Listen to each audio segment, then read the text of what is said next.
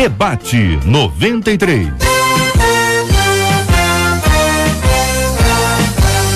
Realização 93 FM. Apresentação J.R. Vargas. Alô, meu irmão, alô, minha irmã, aqui fala J.R. Vargas. Estamos de volta, começando aqui mais uma super edição do nosso Debate 93 de hoje, nesta quinta-feira. Que dia lindo, maravilhoso, às 11h03 aqui na 93 FM. Toda a nossa equipe já está aqui a postos para te atender, para te receber, para te ouvir. Você liga, você fala com o Debate 93. Fale com o Debate 93. 2461-0093. E-mail debate@radio93.com.br. Facebook Rádio 93 FM. Site www.radio93.com.br. Fale com 93 pelo WhatsApp 96803-8319. 96803-8319. Hoje conosco no programa o pastor Fábio Nunes, da Primeira Igreja Batista em Agostinho Porto. Também com a gente no programa de hoje o pastor José Magalhães Furtado, da Igreja Metodista de Vista Alegre. O pastor Giovanni Malafaia, da Assembleia de Deus de Rio da Prata, em Bangu. Com a gente no programa de hoje também a nossa menina da mesa, pastora Sheila Maria, da comunidade Palavra Viva da Tijuca. Ela participa hoje conosco como a nossa minha pastora no Debate 93. Minha gente, eu agradeço sempre o carinho dos nossos ouvintes e essas indicações que sempre nos trazem muita alegria. Mas hoje o Rio de Janeiro, querida Elisângela Salaroli, aqui no estúdio da 93 FM, o Rio está um caos, muitos problemas no trânsito. Vamos ter aqui um relato para que você, ouvinte, está acompanhando a gente aí no trânsito, então pretende sair de casa agora, escuta, porque você vai precisar de paciência e de informação. Você entra com a paciência e a gente com a informação. Elisângela. Bom dia, J.R. Vargas, ouvintes do Debate 93. É preciso muita paciência mesmo. O município do Rio entrou agora há pouco em estágio de atenção devido à interdição parcial da Avenida Brasil, isso no sentido Zona Oeste, na altura de Benfica, onde aconteceu um acidente envolvendo um ônibus e um motociclista. O que aconteceu? Esse motociclista se feriu, não resistiu e morreu. O corpo continua no local, a Avenida Brasil no sentido Zona Oeste continua interditada, então há reflexos praticamente em todo o Rio de Janeiro. O trânsito está congestionado em toda a ponte Niterói, o tempo de travessia de 1h20. Há reflexos também na Niterói-Manilha, que tem congestionamento de quem sai de São Gonçalo em direção a Niterói de mais de 3 quilômetros. Com isso, a Avenida Brasil tem problemas também em direção ao centro da cidade, já que muitos curiosos param para ver o acidente. Isso complica e o congestionamento já vai até Guadalupe. Há reflexos também na zona sul da cidade, já que muita gente tenta deixar a zona sul em direção ao centro e o centro também está com trânsito complicado, lento, muito lento em várias regiões, reflexo desse acidente. Então, toda a cautela, a opção para chegar ao centro, quem vem da Zona Oeste ou da Zona Norte é seguir pelas ruas internas da Penha, Bom Sucesso e São Cristóvão. Evite a Avenida Brasil em direção à Zona Oeste e a Ponte Niterói. Quem está em Niterói vem de barco, vai fazer um bom negócio, J.R. Vargas. Muito obrigado, querida Elisângela Salaroli. Informações para você aqui na 93 FM desse caos no trânsito do Rio de Janeiro hoje. Paciência e informação. Como eu te disse, senta com a paciência aí. E nós vamos entrando com a informação e nessa dupla nós vamos caminhando juntos com a graça maravilhosa do nosso Deus e Pai aqui na 93 FM. Uma de nossas ouvintes diz o seguinte: meu marido e eu escolhemos atender ao chamado de Deus para as nossas vidas e meus pais não aceitaram muito bem. Apesar de crentes, eles são muito apegados a mim, diz a ouvinte, e acabaram não abençoando. Bem, diz a ouvinte, tenho certeza absoluta que Deus nos usou. Só que, passado um tempo, começamos a enfrentar dificuldade financeira. E aí nós voltamos para perto dos meus pais e hoje vivemos apenas com o comércio do papai. Entendemos errado o chamado de Deus ou fomos nós que erramos ao voltar atrás das dificuldades? Deus pode nos cobrar o fato de termos tirado a mão do arado? Como lidar com a frustração de hoje, viver uma vida que não faz a menor diferença para o Reino de Deus? Pergunta uma de nossas queridas ouvintes.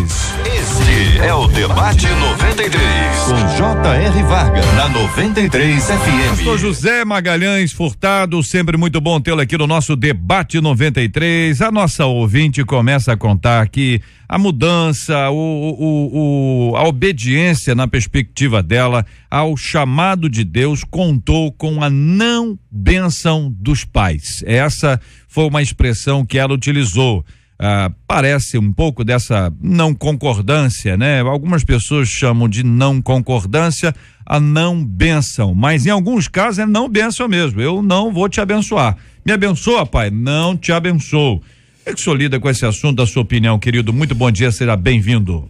Bom dia, J.R., Marcela, equipe da 93, colegas debatedores. Esse é um assunto que vem em boa hora, até porque a demanda é muito grande, né? Eu olho com alegria o chamado para campos missionários crescendo assustadoramente. No passado, as pessoas iam para o campo missionário sem nenhuma qualificação, sem nenhuma preparação, sem conhecer o idioma, sem conhecer a cultura. Com o tempo, isso está mudando e isso nos alegra. No entanto, ainda tem muitas dúvidas, como essa, né? O pai, num momento não muito feliz, não abençoa. E a pessoa fica depressiva. Vamos separar a coisa da coisa. Você tem chamado? Então, se você tem chamado, corra os riscos, né? Porque riscos, interpretações diferenciadas sempre vão existir. Com o tempo, poderemos corrigir tudo isso. Pastor Giovanni Malafaia, muito bom dia, seja bem-vindo. O senhor destacou a frase: tenho certeza absoluta que Deus nos usou. De alguma forma, nosso ouvinte olha para trás e diz, olha, fomos eficientes ali, foi uma bênção ali, mas hoje, bom dia, bem-vindo. Bom dia a todos, bom dia aos ouvintes, bom dia JR, bom dia Marcela, bom dia ao meu amigo também que está aqui me acompanhando. Nós precisamos entender e termos certeza do nosso chamado, que às vezes, por muitas das vezes nós temos um chamado e que quando nós vamos no campo é totalmente diferente daquilo que nós vivenciamos no nosso dia a dia. Que entre nós sermos chamados e efetivamente acontecer, passamos por alguns processos. E nesses processos aqui nós precisamos entender e ter certeza que Deus nos escolheu. Que se nós olharmos no meio do caminho ou no início dele para a nossa chamada e desanimarmos, porque as lutas vão surgir. Que dependendo de onde ele vai, para onde ele é levado, se ele não tiver certeza e convicção e acreditar que o que Deus tem na vida dele é certo, ele com certeza vai retroceder, vai desanimar, vai pensar em parar. Mas acreditando e tendo absoluta certeza, ele vai em frente, com certeza. Pastor Fábio Nunes, quando a pessoa diz que tem um chamado de Deus, é tão subjetivo, né? Que se você perguntar, como é que você comprova isso? Algumas pessoas vão dizer, Deus falou comigo. Uma experiência pessoal. Tava terraço lá de casa orando e Deus falou comigo. E é complicado quando alguém diz, mas prova, não é verdade? Como é que lida com esse assunto? E aqui vai muito além da questão ministerial, no sentido pastoral. Veja que não é o caso aqui. O caso aqui é de gente que recebeu algum tipo de chamado de Deus para viver exclusivamente da pregação do evangelho. São os nossos missionários, alguns reconhecidos pelas suas instituições, pelas suas igrejas, outros não. Mas o ponto é como identificar o chamado de Deus na nossa vida. Bom dia, JR, bom dia aos nossos ouvintes, bom dia aos nossos debatedores. JR, eu entendo que o chamado, ele passa por essa convicção pessoal, passa pela experiência. Não creio que é necessário que a gente prove alguma coisa, porque o caminho da prova é um outro viés, pode ser um caminho científico, pode ser um caminho sistemático. O viés do chamado, do exercício do ministério, é o viés da fé. E é um outro patamar, é uma outra experiência, é um outro padrão. E realmente é subjetivo. Agora, a gente percebe que quem envia um obreiro, quem encaminha alguém ao ministério, a gente entende que é a igreja. Eu acho que um bom princípio para a gente reconhecer o chamado na vida de uma pessoa é se a comunidade onde ela serve também identifica a mesma coisa. Reconhece, encaminha, né? Envia. A gente percebe esse padrão do Novo Testamento. Paulo, ele quando vai desenvolver o chamado ministerial, a gente percebe que ele fazia questão, toda vez que ia fazer uma viagem missionária, passava na igreja de Antioquia, porque aqueles irmãos de Antioquia eram que sustentavam Paulo no seu ministério. Então há esse reconhecimento da comunidade. O espírito que está falando ao coração do indivíduo é o espírito que move a igreja. Então é muito bom a gente ter esse ponto para entender como um fator. A comunidade reconhece? Então é importante a gente perceber isso. Ouvindo a opinião também da pastora Sheila Maria sobre esse assunto, convicção, quando a pessoa percebe que o chamado de Deus é para ela, é para a sua vida, porque muda a nossa vida completamente, né, pastora? Bom dia, seja bem-vinda. Bom dia a todos, bom dia amados que se encontram aqui, bom dia aos ouvintes, que seja realmente esclarecedor tudo que nós vamos falar aqui. O chamado, ele vem do coração, ele vem realmente do dia a dia, a confirmação de Deus sobre as nossas vidas. E quando Deus nos chama, queridos, por mais que o lugar que nós vivemos, as pessoas que convivemos nos coloca dúvida, Deus continua confirmando. Eu vejo assim, porque sobre esse texto que nós estamos lendo, sobre essa carta, que aqui eu vejo que tem certeza absoluta que Deus nos usou, né? Que Deus nos usou. Então, no princípio ela tinha certeza, no princípio eles tinham certeza. E mais tarde vem as dúvidas, mais tarde vem as dificuldades, mais tarde muda por causa das circunstâncias. Isso é o nosso dia a dia. Porque as tribulações, o tumulto da vida, as coisas que acontecem para nos parar, isso vem sempre, independente de religião. Muito bem, vamos continuar aqui ouvindo a opinião dos nossos companheiros sobre esse assunto aqui no nosso debate 93. Vou perguntar já aqui para os companheiros que estão aqui no nosso estúdio, se por acaso eles conhecem algum líder, pastor, que já está no ministério já há algum tempo, se pastores que já estão experimentados no ministério, pastoras, e nunca passaram pela dúvida de dizer, será que eu tenho chamado mesmo, rapaz? Ou então chegou uma hora e falou assim, eu acho que eu vou desistir. Eu quero ouvir a opinião dos companheiros sobre esse assunto aqui no nosso debate 93 de hoje. A 93 FM, J.R. Vargas e o debate 93. Pesquisa 93. Marcela Bastos, bom dia. Bom dia, J.R. Vargas, ouvintes e debatedores. E a pesquisa hoje é a seguinte: você conhece alguém que deixou o chamado de Deus por causa das dificuldades e hoje se sente frustrado? Bom, 65% dos nossos ouvintes por telefone afirmam que não conhecem, mas 73% deles no nosso site afirmam que conhecem sim alguém que acabou deixando o chamado e hoje se sente frustrado. E aqui no nosso WhatsApp, telefone 968038319, um dos nossos ouvintes traz a questão do tempo. E ele diz assim, será que esse casal ouviu o chamado de Deus, mas ainda não estava no tempo de Deus que esse chamado acontecesse? Como é que a gente consegue entender o tempo de Deus na questão do chamado? Chamado de Deus, se é para colocar em prática hoje, se é para colocar em prática mais adiante. Entendi. Vamos ouvir a opinião dos nossos companheiros debatedores aqui no nosso debate 93 de hoje. Quero só anunciar você, ouvinte, que já está no Face da 93 FM, a foto com o nosso time de debatedores hoje aqui. Você vai conhecer ali pela foto o pastor Fábio Nunes, ao lado dele está ali o pastor José Magalhães Furtado, ao lado de quem está a nossa menina da mesa de hoje, a pastora Sheila Maria, ao lado dela está o pastor Giovanni Malafaia, e eu estou aqui ao lado dessas feras, já aqui no Facebook da Rádio 93 FM. Você pode conhecer, curtir, compartilhar e também trazer a sua opinião, sua pergunta sobre o tema do programa de hoje. E assim nós vamos continuar caminhando juntos no debate 93. Estamos juntos no debate 93. Queridos companheiros, os dois tópicos aqui então. O primeiro deles é a questão do tempo, né? Vamos começar pelo que disse o ouvinte, o tempo de executar o chamado de Deus. Deus chama uma pessoa, mas o tempo não é agora. Olha, você vai fazer isso e a pessoa larga tudo agora. Como aconteceu com os discípulos, os primeiros discípulos, né? Deixaram as redes imediatamente. Isso foi para aqueles discípulos, para hoje, para alguma pessoa, vai ser imediatamente também, para outra pessoa pode não ser exatamente assim. E também a questão se ao longo do ministério não tem gente que diz, eu vou parar, não é parar com a fé, não. É parar com o ministério. Eu acho que eu estou no lugar errado, eu não estou aguentando mais. Eu tô desanimado. O que pensam os companheiros aí? Podem responder as duas, se quiserem, claro. Muito bem. Que interessante haver a oportunidade de repensar a caminhada. Todo mundo precisa repensar a caminhada.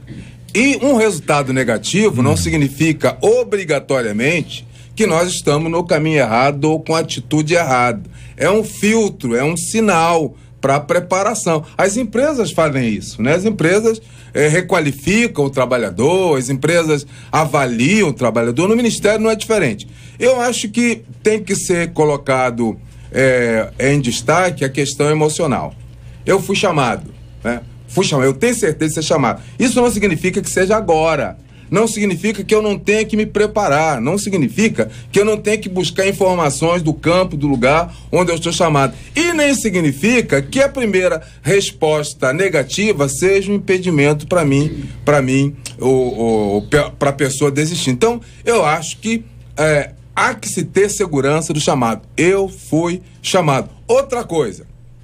Tem gente, as pessoas contam com piada, mas eu levo a sério. Tem gente que diz assim, o sujeito quer ir para a África, quer ir para a Espanha, quer ir para não sei mais o quê, mas não fala com seu vizinho do lado, não cumprimenta a sua vizinhança. Então isso já me assusta. Né? Quer dizer, só serve ser missionário se for lá para Indochina. Missionário aqui na minha rua não serve. Não?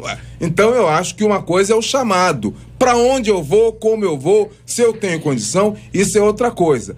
Muita gente também tem dificuldade porque romantiza tudo, né? Não, ser missionário, que coisa maravilhosa. Olha, tem custo, né? Tem plano de saúde? Você vai sozinho, vai com esposa, vai com filho, vai mudando o quadro, né? Você tem suporte, como o nosso pastor chamou a atenção. Então são uma série de variantes e os problemas são filtros, são sinais de que nós precisamos estar preparados, né? Na leitura da vida de Paulo, ele conta muita tristeza, muito problema, muito abatimento, muita falta de apoio, mas nada o fez desistir. Quem tem chamado? Ele sabe que tem chamado. Eu só queria ampliar um pouco a ideia do chamado, porque a gente vai particularizando e colocando a expectativa do chamado sobre alguns indivíduos. Mas, na verdade, quem tem o chamado é a igreja. A igreja que tem uma missão. Eu estou até entendendo aqui que a carta trabalha a questão do chamado específico, particular desse casal, mas a gente não pode reduzir a missão da igreja a algumas pessoas. Terceirizar a função da igreja. O campo missionário é o mundo, o desejo de Deus ganhar são todas as pessoas, e isso precisa despertar em cada cristão o sentido de que está sendo chamado por Deus com o privilégio de desenvolver a missão da igreja, em sinalizar o reino de Deus. Todos nós somos chamados. E a gente vai percebendo, quando a gente vai rotulando pessoas e apenas particularizando esse chamado para alguns indivíduos com alguns aspectos, a gente acaba reduzindo aquilo que Deus quer fazer no mundo. Uma outra questão, que é essa questão da dificuldade, Jesus também teve dificuldade com a sua família. No Evangelho de João, no capítulo 7, os irmãos de Jesus, o texto diz que os irmãos não criam no chamado dele, os irmãos não criam nele como o Messias, e os irmãos estão aqui dizendo para ele assim, por que você não vai lá para a Judéia? Por que você não vai lá realizar as suas obras diante dos seus discípulos? Então a gente percebe que essa questão, ela acontece até no ministério do Senhor Jesus. Então assim, primeira coisa, a igreja é que tem um chamado.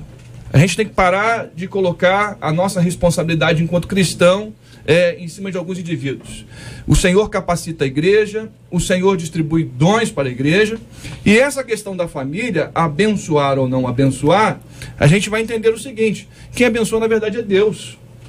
Em alguns momentos, até a nossa família não vai entender e vai compreender. Eu sei que isso é muito mais difícil. Eu sei que isso é complicado. Eu sei que é complicado você se sentir chamado à missão transcultural e a sua esposa não pensar da mesma forma. Você é chamado para estar assumindo um ministério e seus filhos não acompanhar. Eu sei de tudo isso. Mas a grande verdade é que é Deus quem chama, é Deus quem capacita. Eu também consigo entender e compreender que nesse chamado, nessa trajetória, nessa caminhada, nós precisamos estar sempre em comum acordo com quem está ao nosso lado. Nós não podemos, quando Marcos diz, ide, pregai o evangelho a toda criatura, ele também, ali ele vem narrando e vem trazendo algumas memórias para que nós possamos entender o ide de Cristo. Claro que se nós avaliarmos na época de Cristo e nas condições atuais, são totalmente adversas, mas o propósito era o mesmo, o propósito é o mesmo. Tanto é, se nós formos analisar a vida de Paulo, Paulo foi chamado em Atos capítulo de número 9, mas nós vamos verificar que a efetivação da chamada de Paulo se confirma apenas no capítulo de número 13. Paulo entre capítulo de número 9, capítulo de número 13, Paulo demora 14 anos para a efetivação da sua chamada. Eu lembro que eu era adolescente ainda, eu estava na cidade de Petrópolis. E ali Deus usou um irmão e profetizou na minha vida, eu tinha 16 anos. E hoje, 16 anos depois, todo dia quando eu acordo, Deus está confirmando e ratificando a minha chamada. O casal aqui, como foi falado, eles aqui passaram num processo, uma dificuldade, e não eram para retroceder. Tanto é, se nós formos ler, quando Paulo vem falando à igreja de Filipe, em Filipenses 3,14, ele diz o seguinte: prossigo para o alvo pelo prêmio da soberania da vocação de Deus em Cristo Jesus. Paulo aqui vem entendendo, e eu compreendo essa palavra de Paulo, quando Paulo diz, eu não posso retroceder, eu não posso parar, eu não posso desanimar, eu não posso olhar para trás, eu não posso ver as dificuldades. Porque o campo missionário, ou no campo missionário, como o pastor disse aqui, o campo missionário às vezes pode estar na nossa rua, na nossa vizinhança, na nossa parentela, na esquina, na padaria, em qualquer lugar. E nós precisamos entender e estar convictos da nossa chamada. Pastora. Olha, eu concordo com todos os que eles falaram, mas a igreja mesmo somos nós. A igreja somos nós. E eu vejo aqui que o Senhor deixa bem relatado, Lucas 9,62, ele diz, e Jesus disse que ninguém que lançar a mão do arado olha para trás, né? E que é hábito o reino de Deus, né? Para o reino de Deus.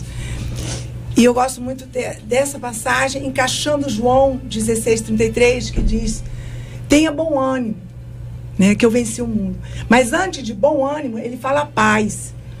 A paz tem que estar dentro de nós para nós poder discernir as coisas quando vem, quando chega. Porque chega às vezes numa avalanche que nos assusta, que nós queremos nos paralisar de certa forma, que nós queremos parar, sabe, do medo, das coisas que chegam. E muitas vezes chega dentro da nossa casa, com nossos familiares. Você pensa para onde você está indo, o que você vai fazer. Querendo ou não, aquelas palavras vai nos encharcando. E nós começamos a pensar de formas de medo. Começando a chegar o medo. Mas o Senhor fala, tenha bom ânimo, que eu venci o mundo. Porque ele sabia que vinham as tribulações. Vinham as coisas a mais para paralisar a obra. Então o chamado é o dia a dia. O chamado é a confirmação de todos os dias. E o amado pastor estava falando sobre casa, sobre os irmãos, realmente começa ali dentro. O nosso ministério começa dentro da nossa casa. Eu vejo assim. Muito bem, eu quero ouvi-los aqui sobre esse aspecto que envolve a mão no arado, envolve olhar para trás, envolve retroceder, para a gente poder explicar isso aqui para o nosso ouvinte. Por exemplo, quando o apóstolo Paulo resolveu ficar na casa de Priscila e Áquila, ele passou a cumprir um ofício de trabalho, que era uma habilidade que ele tinha e que eles também tinham. Eles eram fazedores de tenda. né? Ou de tendas. E durante esse tempo ele ficava durante os dias úteis ali nas atividades profissionais. Não resta dúvida que ele devia aproveitar para evangelizar, para ministrar, mas não há registro disso. O registro é que ele passava a semana com essa atividade e aí no sábado ele estava ministrando às pessoas, interagindo com elas. Um olhar distante poderia dizer: olha lá, Paulo retrocedeu, olha lá, Paulo, rapaz, olhou para trás. Um olhar distante. A gente sabe que isso não aconteceu, tanto que logo depois ele largou aquilo ali e prosseguiu a caminhada. Então a pergunta é: existe o tempo em que é possível parar sem entender que está retrocedendo, sem entender que está olhando para trás e largando a mão do arado, ou não? O JR, eu penso que a missão não é o que fazemos. A missão é quem somos. E quem somos parte do princípio daquilo que Deus fez em nós. Logo, essa missão de transformar o ser humano e transformar o mundo é uma missão de Deus. Logo, nós somos comissionados nesse processo de participar daquilo que Deus está fazendo na história. Então a missão é mais do que pontuar o que eu estou fazendo ou deixando de fazer.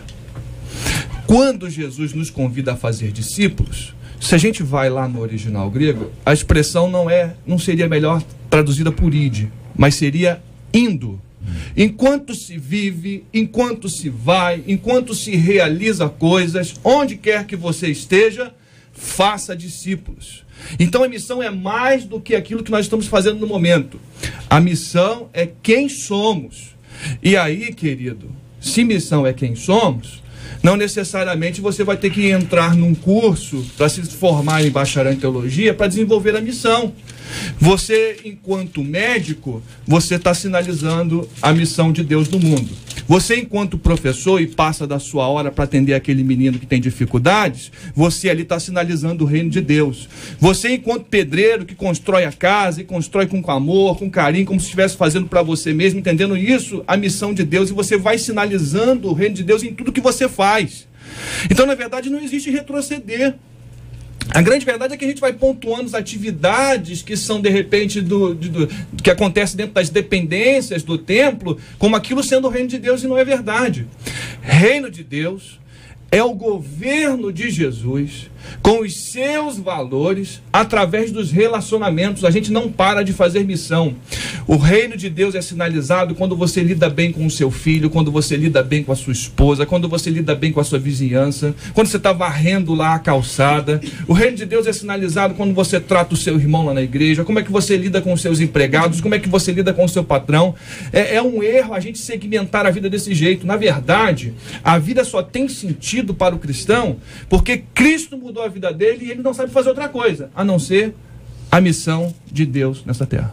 Muito bem, a questão da igreja, a pastora já falou coisas que eu falaria também, né? A igreja pode ser uma instituição com CNPJ, a igreja, mas não é essa. Não, o escopo de igreja não cabe só nisso, né? A igreja pode ser uma religião, um grupo religioso, né? E a igreja pode ser a noiva do cordeiro, né? E, destacando, né? A igreja sou eu. A igreja sou eu. A igreja é você. A igreja somos nós. Então, o chamado para a igreja pode ser olhado por esse viés mais coletivo, institucional, mas pode também e deve ser olhado com a questão do individual, daquele chamado. Posso retroceder? A Bíblia está cheia dessas situações, né? Elias, poderoso profeta, lá dentro da caverna, pedindo a morte.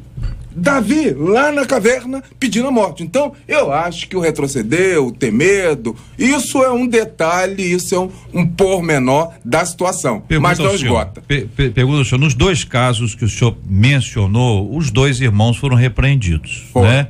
Quer dizer, eles não foram estimulados a permanecer ali. A pergunta para Elias foi uma pergunta maravilhosa. O que faz aqui? Está fazendo o que aqui, Elias? Seu lugar não é esse aqui. O que faz aqui, Elias, né?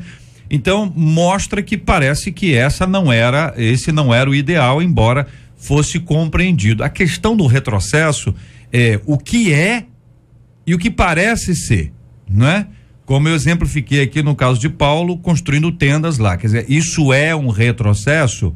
Isso pode parecer um retrocesso. É a nossa ouvinte que sai da obra específica ali, tô botando aqui entre aspas, né?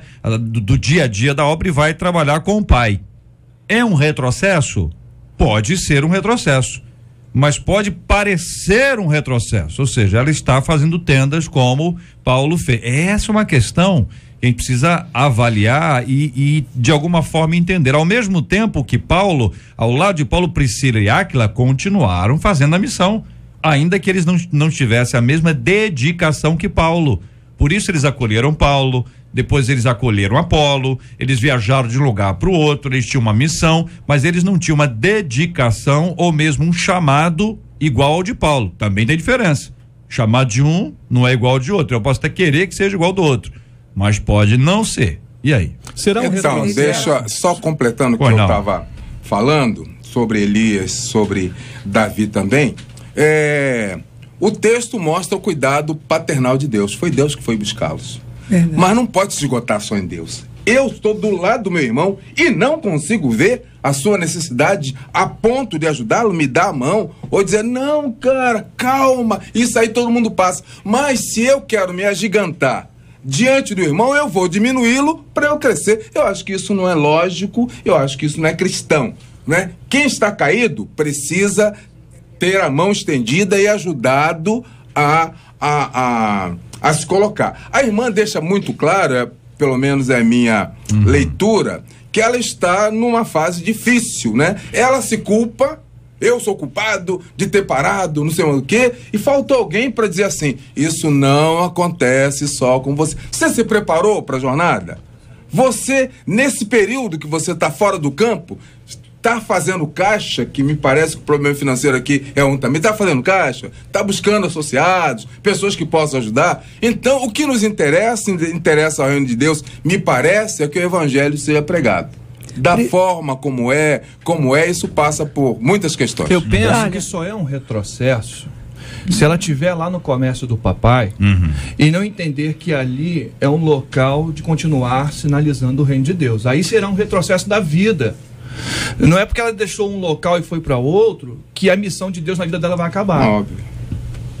O que eu posso entender também, desculpa, pastora, já interrompendo a senhora, tem problema não. É que desde o início da nossa caminhada com Cristo, do nosso chamado como obreiro, ou como cantor, ou como sacerdote, ou como profeta, ou qualquer que seja, eu acho que nós passamos por inúmeras fases, momentos, fases, e nós temos que entender se o propósito de Deus para a nossa vida realmente é aquele momento. Eu tenho um exemplo que um amigo falou para mim, varão, eu vou lá foi para fora do país, foi para a Europa, vou viver do ministério, ficou por lá por alguns meses, e quando voltou para o Brasil, voltou para o Rio de Janeiro, ele falou para mim, rapaz, aqui é totalmente diferente, não tem nada a ver lá fora e aqui dentro. E aí ele já tinha largado tudo, abandonado tudo, passou por extremas dificuldades. No momento antes dele, eu falei com ele, rapaz, tem certeza que é Deus? Conversou com a tua família? Ele tá falando, tá confirmando? Ou você vai se aventurar? Porque depois, quando vai no campo do missionário, o camarada vê aventureiro e depois quebra a cara, depois começa a dar problema. O problema é que nós temos que ter certeza e sempre estarmos convictos para aquele local que Deus vai nos levar, que condições sociais vão estar lá, que condições financeiras vão estar lá, o idioma da localidade que ele vai estar. Eu estava conversando com um rapaz, ele falou para mim, eu vou para um país muçulmano. E aí ele começou a fazer todo um trabalho, rapaz, primordial. Você conhece o idioma? Você sabe alguma coisa? Ou você vai chegar na hora? Não, na hora sai. Na hora vai dar tudo certo. Na hora Deus está comigo. E foi realmente o que aconteceu. Na hora deu tudo errado, ele voltou. E o pior, depois ele quis culpar pessoas que não tinham nada a ver com isso. Ele quis falar, não, mas eu falei, rapaz, mas eu não falei com você espera o tempo, a hora certa vai se confirmar na tua vida. E quando nós nos antecipamos da nossa chamada, nós antecipamos, que às vezes Deus tem algo pra gente daqui a uma semana. Aí nós queremos fazer essa semana como se fosse a semana posterior. E depois que dá tudo errado, depois que a lambança já tá feita, aí nós vamos buscar culpados pelos nossos erros. Se Deus chamou, Deus vai confirmar. Priscila e seu esposo, ali quando estava com Paulo, fazendo tendas, eles estavam trazendo para custear aquele momento, né? Trazendo para eles poderem ali sobreviver também, que precisa, é necessário, faz parte. Eram ajudadores, eu vejo assim, eles ajudando Paulo ali, eram ajudadores. E Paulo diversas vezes saía da cidade apedrejado, humilhado, sempre correndo, e não parava. Em outra cidade mal chegava, ali tinha alguém pedindo socorro, e ele não desistia. E continuo dizendo, as tribulações chegam, vão chegar sempre, o desânimo, a tristeza, o choro, mas Deus traz o renovo. Deus traz sempre o renovo. Ele sempre, com a mão dele forte, nos sustenta. Sabe, ele não deixa o caído. Ele não deixa.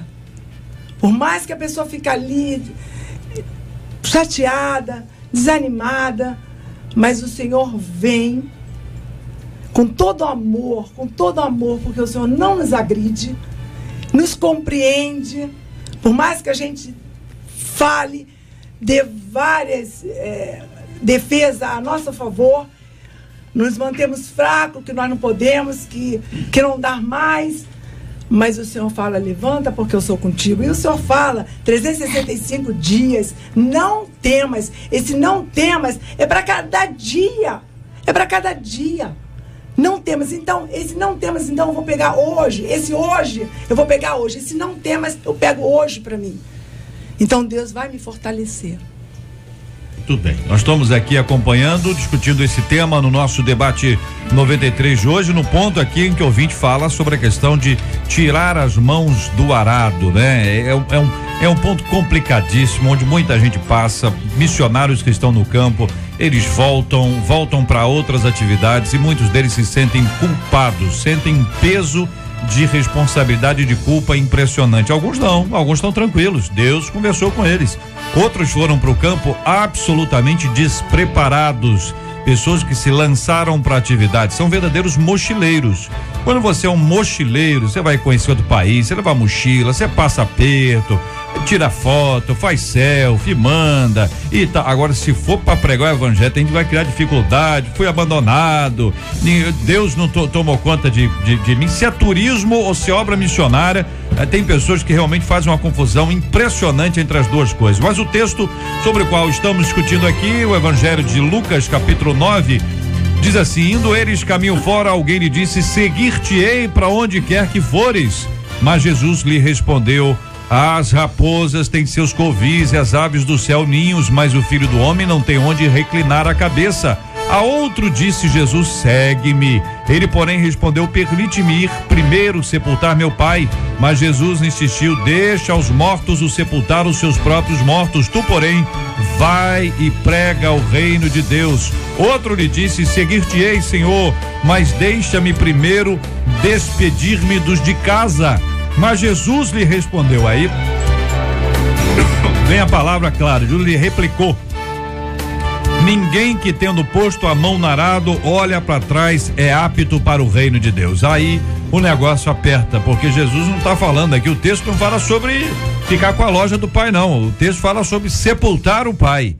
O texto não fala sobre uma dificuldade na administração, não. O texto fala sobre despedir da família.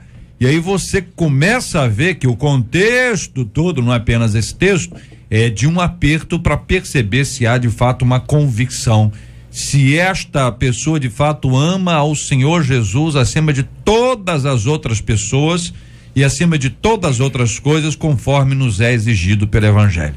Amor maior que a Jesus Cristo, que é o nosso Deus, não pode haver. Se houver, há um problema. É porque a missão é a vida, JR. A missão é a vida. E se você começa a colocar pontos da vida para impedir que você viva para Deus, o apóstolo Paulo define muito bem isso. Olha, viver para mim é Cristo e morrer é lucro. A grande verdade é que a gente vai pontuando questões para identificar, não, quando eu estou fazendo isso, ou quando eu estou atrelado a uma atividade do templo, isso é a missão que eu tenho que cumprir. Mas a grande verdade é que aquele que encontra Cristo encontra a vida. E não vê sentido na vida a não ser viver por Cristo, viver para Ele, viver de uma forma que Ele seja sinalizado. E quando a gente vai pontuando questões como, é claro que essa questão que Jesus está dizendo é um processo pedagógico para nos ensinar que a coisa mais importante é viver este reino. Isso é a coisa mais importante. Jesus não está sendo insensível nesse momento, apenas ele está dizendo o seguinte: olha, existe uma coisa mais importante, é a pérola achada. E isso é o reino de Deus, é a moedinha que se achou. Isso é o reino de Deus. A gente precisa se conscientizar disso. O cristão vive para a glória de Deus. Se ele está dividido entre colocar tesouro no céu ou colocar tesouro na terra, ele está com outro problema. É uma outra parábola que fala do reino. Aonde é que você guarda as coisas que você valoriza? Você guarda no cofre do céu ou você guarda no cofre da terra? No cofre da terra você vai perder, vai enferrujar, o ladrão pode levar. Mas se você pega as coisas que você valoriza nessa vida e diz assim, tudo isso é para a glória de Deus, você está fazendo o investimento da sua vida de forma correta. Então a questão é, a missão é a vida. Ora eu vou estar fazendo a missão no comércio do meu pai, entendendo que eu só estou ali valorizando o reino de Deus, porque o dia que o reino de Deus falar, sai do comércio do pai, você sai do comércio do pai, e você vai viver em outro lugar, o reino de Deus, mas não para. A dinâmica da vida não está fechada. A questão de escala de prioridade é fundamental. Seja o crente de um dia, seja o crente de 50 anos, né? Se a sua família é mais importante do que Deus, tem alguma coisa errada aí na sua escala de prioridade, né? Não estou falando do volume de trabalho, estou falando da escala de prioridade. E quando a gente tem que escolher, e às vezes é preciso escolher, o pai ou Deus, a família ou Deus. Nós precisamos ajudar a família também a entender que o reino de Deus está acima da família. Né? Eu posso sair dessa relação com uma briga. Esse também não é um bom método, porque amanhã eu preciso do pai, como ela precisou. Né? Mas eu preciso dar a ele a condição de crescer também no entendimento. João Wesley disse certa vez, o mundo é minha paróquia. Minha paróquia não é só Duque de Caxias, onde eu moro. Minha paróquia é onde eu estiver. Né? Então, onde eu estiver, convocado, convidado, chamado oficialmente pelas instituições, a igreja é uma delas ou não, Deus pode me chamar e eu me sentir suficientemente chamado. De segunda a sexta, tais horários, eu estou cuidando da minha manutenção e no outro horário eu estou cuidando do reino de Deus. Eu acho que isso também é importante, né? E diminuir os traumas, né? Porque Deus precisa desse casal também, está quebrado, precisa ser consertado, precisa ser ajudado, precisa ser amado, porque a obra é maior do que eles. Quando eu também avalio o chamado de alguém, do obreiro, da obreira, me remete também o que Abrão passou. Gênesis capítulo de número 12, versículo número 2, diz assim: sai do meio da sua parentela e da casa do seu pai, para a terra que eu te mostrarei. E o interessante é que na confirmação do versículo número 2, ele confirma no número 3. Ele fala, e far-te-ei uma grande nação, e abençoar-te-ei, e engrandecerei o teu nome, e tu serás uma bênção. Eu tenho certeza e convicção que quando nós somos chamados para o ministério, como nós somos chamados para o campo missionário, quando nós somos chamados para qualquer coisa, com certeza, se Deus está realmente direcionando nós nessa chamada, Deus confirma, Deus abre a porta, Deus faz o milagre, Deus muda o cenário, Deus transforma. Eu acredito fielmente nisso. Nem porque sempre. O chamado, não, acredite bem, o chamado não está, muita gente não entende isso, o chamado não está no local onde nós estamos, mas o chamado está no local onde nós estamos, o local físico. O chamado está em nós. Nós podemos estar aqui e irmos para outro país, podemos estar aqui e irmos para outra cidade, podemos estar aqui e irmos para qualquer lugar. Se Deus tem um chamado na nossa vida, efetivamente Deus confirma onde nós colocarmos a planta dos nossos pés. Mas nem sempre isso vai ser sinal que as portas vão se abrir.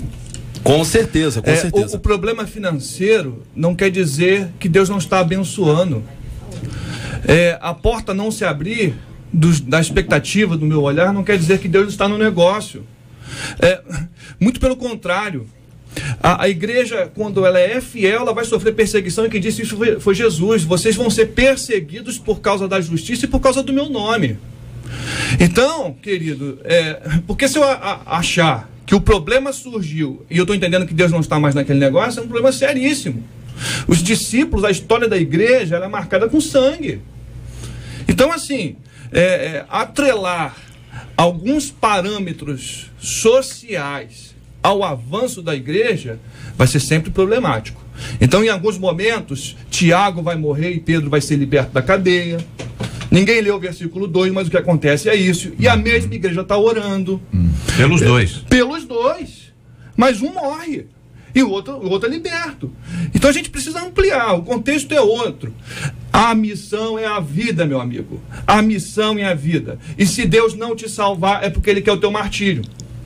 Pastora? Amós, a gente pode ver também que quando ele ia para o comércio, né, ali estava todo satisfeito, e quando Deus chamou, né, falando, não, ali há corrupção, ali há desonestidade, e aquele povo está sendo corrompido. E qual foi a palavra que ele falou? Senhor, mas eu nem filho de profeta sou. Não sou nada, porque eu? O chamado do Senhor. Né? E o Senhor ali foi confirmando, porque Amós queria mais correr da situação. E Deus ali estava confirmando, porque Deus chega para confirmar. E muitos de nós queremos correr, como ele, como Jonas, né, que também correu para se esconder. Há um chamado. E o chamado, ele sempre vai se confirmando. Os dias vão chegando e vai se confirmando. As dificuldades também vai chegando e vai se confirmando o chamado de Deus. Então a gente pode ver que Amós foi usado, mesmo ele dando várias defesas para Deus, mas Deus ali usou. E ele obedeceu. Ele foi adiante, sim, cumpriu o ministério dele e nós não temos nenhum registro pós-ministério dele. Pode ser que ele tenha retornado para colher sicômoros, como era a atividade dele, boieiro, etc. Ou seja, foi um tempo de dedicação. Pode ser que ele tenha prosseguido, não se tem mais referências sobre a vida profética do nosso irmão Amós lá no século VIII. Então a gente vê que existe um chamado de Deus para que todos nós possamos exercer o ministério. O chamado de Deus é para todos nós, é um chamado que Deus faz. Não existe cristão não chamado. Se o cristão entender que o chamado é o outro, esse cristão se cala. Vou dar um perfil dele. Ele não prega a palavra, ele não evangeliza a ninguém, ele não acha que tem essa responsabilidade, ele é um excelente para cruzar os braços e como espectador assistir aos cultos. Ele espera que o pastor e os demais líderes da igreja exerçam todo o trabalho missionário e evangelístico. E este é um que ainda não se percebeu ou salvo ou chamado por Deus, porque não há salvo que não tenha sido chamado pelo nosso Deus e Pai. Agora, chamado para quê? Então alguém pode dizer, eu fui chamado para ser garçom.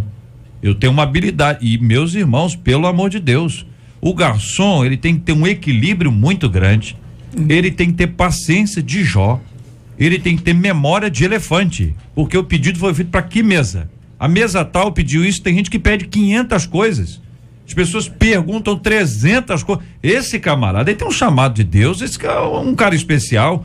E um garçom, ele pode ser altamente missionário, evangelístico nas suas atitudes, nas suas atividades. Ele sabe quando a pessoa não está bem, ele conhece a pessoa pelo olhar, ele sabe o que a pessoa gosta. Tô dando um exemplo de uma profissão que está aí no dia a dia, nos bares, restaurantes, lanchonetes, país afora. Se você tiver um garçom trabalhando numa instituição e o cara tiver convicção que ele tem chamado de Deus, esse irmão, essa irmã, vai pregar o evangelho para muita gente. Fantástico. E sem levantar e falar assim, olha agora, vou pregar para... Ele vai pregar com a palavra doce, com o seu olhar, com a maneira como ele lida, com o respeito como ele age com as pessoas. Isso vai ser uma bênção de Deus. Transfira isso para qualquer outra profissão. Ele é vocacionado por Deus para trabalhar na área X. Ele é um missionário lá. E se tiver essa perspectiva, nós vamos fazer uma revolução nesse mundo. Acaba a culpa. Se não tiver, não tem jeito. Acaba essa culpa de dizer assim, eu não estou servindo a Deus porque eu não estou servindo no tempo. Meu querido, sirva lá onde você está. É isso mesmo, seja o melhor garçom. Começando porque quando você servir a mesa, você vai ser um dos melhores, porque você serve como Jesus serviu. Como você é professor, você ensina como Jesus ensinaria. E isso muda realmente o mundo. E a igreja precisa entender que a missão é no mundo. É lá que as pessoas precisam ser tocadas. É lá que os pés precisam ser lavados. É lá que a gente precisa ser abraçada.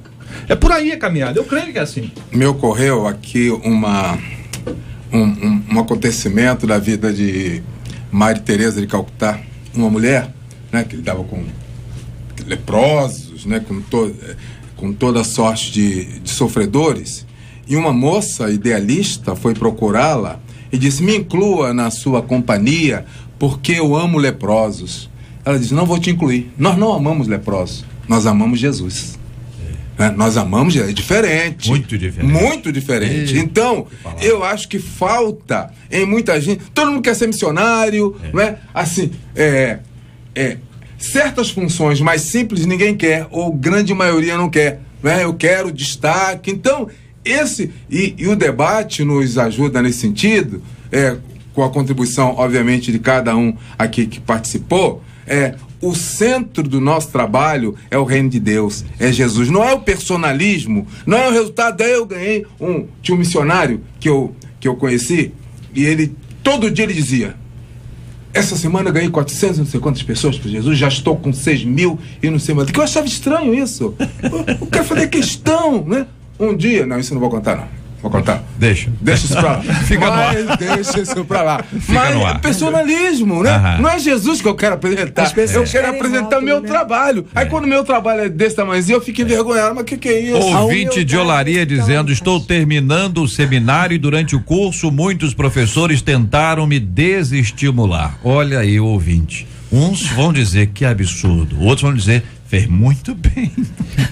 Que alguns têm que ser desestimulados mesmo, para saber se tá firme ou não, né? Se aguenta o tranco ou não. Aí o ouvinte diz, mas eu estou certa do chamado e vejo isso através dos recursos que vão aparecendo, dos milagres que estão acontecendo. Isso me dá força para continuar. Diz aqui a nossa ouvinte de Olaria, escreveu isso antes de ter ouvido a respeito da questão financeira, que nem sempre é o referencial. Portas podem se abrir para que nós passemos, portas podem fechar para que nós cresçamos, né? Se quem abriu ou fechou foi Deus, vamos firme. Outro ouvinte aqui do Galo Branco, hein? Eu fui de uma firma e eu me acidentei.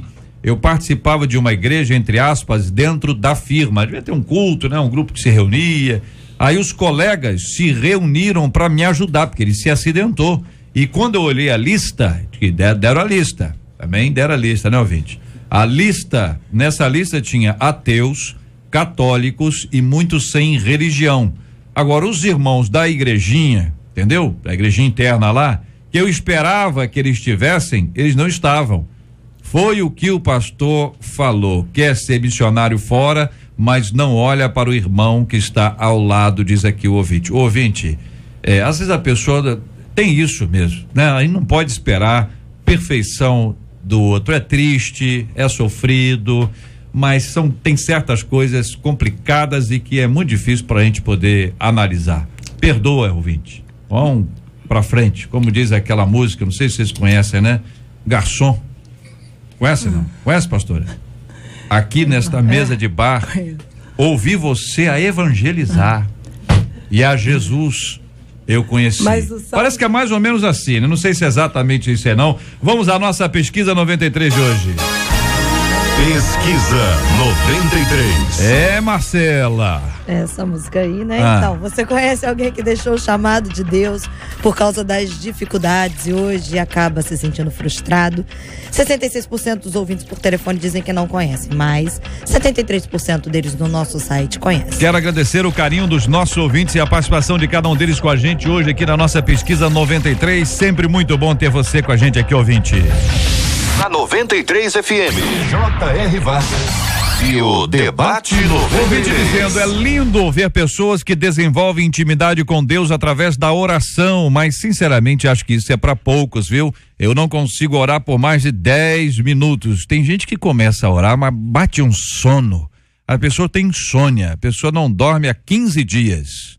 Entendeu? Aí é incrível. Essa é a sensação que dá quando a pessoa vai orar, que ela não dorme há 15 dias, porque ela só fechar o olho e abre a boca. Acontece isso? Conhece alguém assim, ouvinte? Isso é um sinal de que eu não fui chamada para orar? Olha aí. Ou demonstra que sou uma crente fraca? Aqueles que passam mais tempo orando têm mais respostas de Deus que os outros? A vida de oração traz privilégios para aqueles que oram? Se duas pessoas querem a mesma coisa de Deus, por exemplo, um namorado, olha aí, hein? A que hora mais vence esse cabo de guerra de oração? Meu Deus, estão orando pelo mesmo rapaz. É isso? Como me motivar a ter uma vida de oração?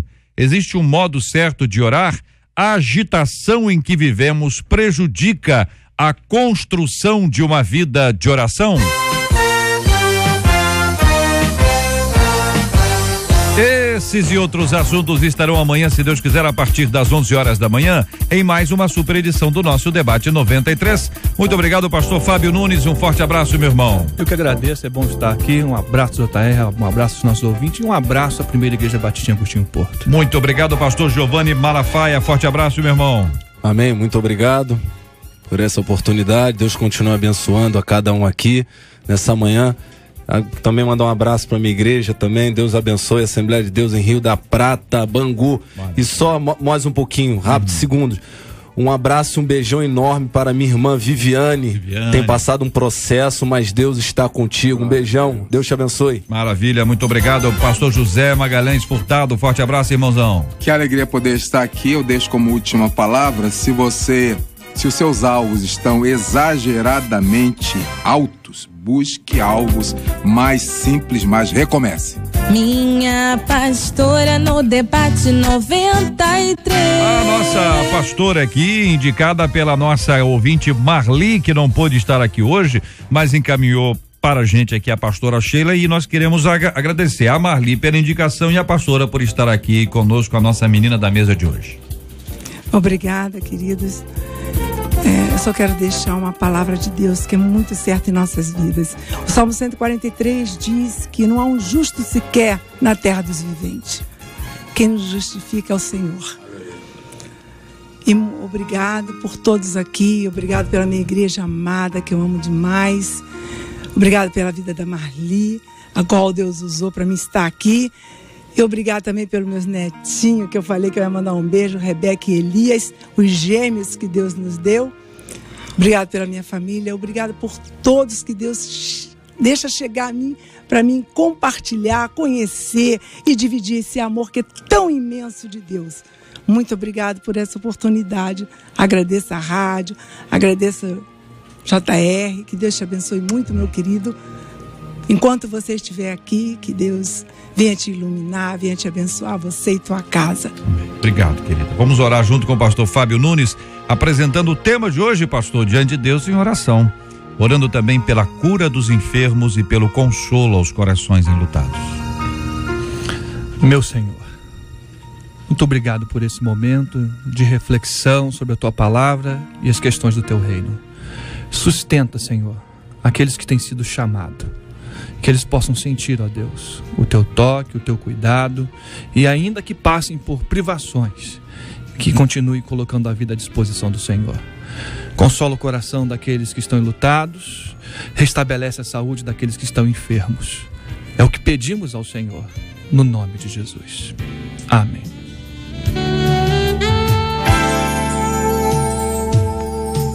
Quem tem posto a mão no arado não pode mais olhar para trás.